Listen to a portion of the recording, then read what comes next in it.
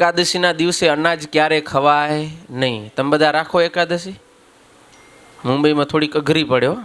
અમે જે ઘર પરિવાર ન હોય ને ટિફિન આવતા હોય એને થોડીક વધારે અઘરી પડે ને. તમે બધા છોરા કરો, તમે બધા કરો. એકાદશી આવે? રમેશ શું કહે, રાજેશ બાજુમાં આવે કે આમ બાયપાસ પકડીને હાલી જાય? મુંબઈમાં બાયપાસે ઘણા હોય ને પાછા, બાજુમાં આવવા ન દે. જો ભક્તો, એકાદશી અવશ્યપણે કરવી જોઈએ.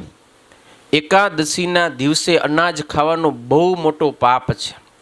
શાસ્ત્રમાં કહ્યું, યાની કાની ચ પાપાની બ્રહ્મ હત્યા સમાની ચ અન્નમ આશ્રિત્ય તિષ્ઠંતી સંપ્રાપ્તે હરિવાસરે.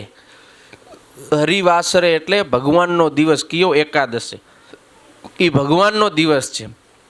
યાની કાની ચ પાપાની, આ જગતની અંદર જે કંઈ નાનું મોટું પાપ થાય છે, બ્રહ્મ હત્યા સમાની છે, બ્રહ્મ હત્યાની સમાન હોય.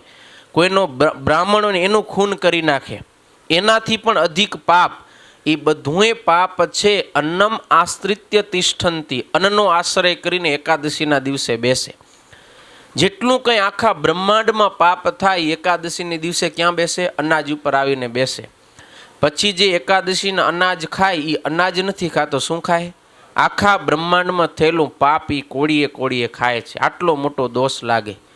માટે એકાદશીના ક્યારે અનાજ ન ખાવું. કદાચ તમે મુંબઈમાં છો, ઘર પરિવાર નથી, તમે ટિફિન ઉપર રહ્યો છો, પણ છતાં એક એકાદશીના દિવસે તો તમને ગમે એમ તમે ફળ ફૂલ ખાઈ લો, કાજુ બદામ ખાઈ લો, સિંગદાણા આવે એ ખાઓ. દાળિયા નહીં હો, નકર સિંગદાણા નામ બે ભેગા જાય, પણ દાળિયા અનાજ કહેવાય, સિંગદાણા ફરાળ કહેવાય. ખાઓ એક દિવસ કાજુ બદામ ખાઓ ને, તમારું શરીર પડી ન જાય? પડી જાય. હા, ફળ ખાઓ સારા લીલા. અને 15 દિવસે એક વખત આવી રીતે કરો ને તો તમારો મેડિકલ દ્રષ્ટિએ પણ તમારું સ્વાસ્થ્ય સારું રહે. આજે મેડિકલ સાયન્સ પણ કહે છે કે 15 દિવસે તો એ તો વીકલી કહે, અઠવાડિયે એક ઉપવાસ કરો. એ ઉપવાસ ઓલો ગુજરાતીઓ, હા, ફરાળવાળો. એક વખત અઠવાડિયે તમે આપણો જે આ બધું અંદર પાચન ક્રિયા કરે છે મશીનરી, એને આરામ આપો, હલકો ખોરાક આપો, હળવો, જેથી કરીને તમારું સ્વાસ્થ્ય પણ સારું રહેશે. રોજ તમે આમ ઢેચ્યા જ કરો તો અંદરે બચારો મશીન છે ને, લોડ પડે ન પડે. તમે રવિવારની રજા રાખો, નથી રાખતા? છેલ્લી બાકી અડધો દી રાખો. મંગળવાર રાખે કપડાવાળા, બધે લાઈનવાળા અલગ અલગ એક અઠવાડિયે રજા રાખે. કેમ ભાઈ? થોડુંક ફ્રેશનેસ ખપે ને. એમ સતત તમે મશીનને લોડ આપો, કોઈ પણ હોય, ગમે એ મશીન, કમ્પ્યુટર હોય, આપણું દિમાગ હોય, હૃદય હોય, જે આંતરના પાચન ક્રિયા કરતા હોય, એ બધાને થોડોક રેસ્ટ ખપે.